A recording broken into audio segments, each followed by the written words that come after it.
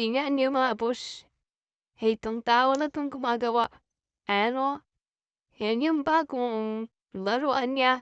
Ay naku, tingnan niyo mga boss hanggang matapos yung video na yan. Dahil yan nagpapalit ng gulong yan mga boss. Alam mo, na simple lang na magtanggal ng gulong. Ayan mo, napakadali lang. Wala na, hindi na kailangan mamasuhin mo, hindi mo na kailangan sikwatin. Ayan, tanggal agad. Tapos tingnan niyo pag nagkabit na siya mga boss ng gulong. Tingnan niyo. Oo, ang galing ng machine niya.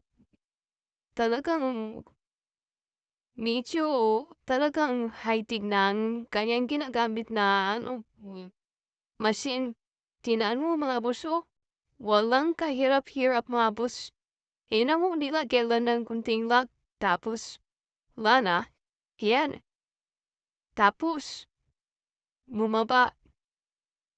Oh, ang galing. Pagkagaling ng machine na yan. Magkano kaya yung machine na yan? Hey, ang ganda. Walang kahirap-hirap mga boss. Pagpagulo mo lang yung gulong.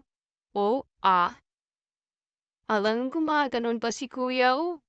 Oo, wala na daw sikwat-sikwat.